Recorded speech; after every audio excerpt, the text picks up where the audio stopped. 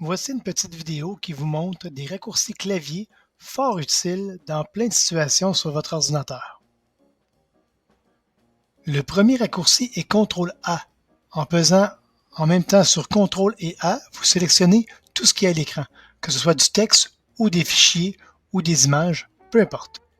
Ici, par exemple, si nous voulons sélectionner tout le texte, il peut être difficile d'aller chercher tous les mots de toutes les pages, surtout vers la fin. On voit qu'on a de la difficulté à aller choisir les derniers mots ou les dernières ponctuations. Plus simple d'aller seulement cliquer sur les touches CTRL et A, comme vous verrez ici dans un instant. Donc je remonte, je clique sur CTRL A et le texte en entier est sélectionné d'un coup. Il peut être parfois impossible d'utiliser le clic droit de la souris pour faire copier. Dans ces cas, on va utiliser un raccourci clavier, donc CTRL-C, pour copier du texte, des images, des fichiers. Vous vous servez probablement de la fonction couper. Le raccourci clavier est CTRL-X, donc ça nous permet d'enlever une partie de texte, enlever une image, pour pouvoir la replacer plus tard en la recollant. Voici maintenant le temps de coller ce qui a été copié ou ce qui a été coupé. Donc avec la combinaison CTRL-V. CTRL-K est un raccourci qui peut être très utile dans le cas des courriels qu'on peut envoyer à nos élèves ou aux parents.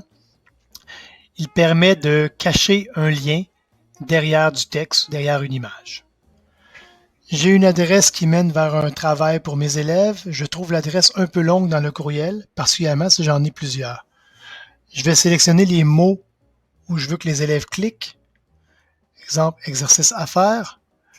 Donc, on voit ces mots qui sont sélectionnés. Je vais coller mon adresse et à ce moment-là, la personne n'aura qu'à cliquer sur le lien pour pouvoir arriver à mon exercice. C'est plus propre, c'est plus joli. Vous avez fait une erreur, vous avez effacé un bout de texte que vous n'aviez pas voulu effacer. Appuyez sur CTRL et Z pour annuler la dernière action plutôt que de devoir retaper le texte en entier. Beaucoup plus rapide, beaucoup plus utile. CTRL-Y permet pour sa part de rétablir ce qu'on vient d'annuler.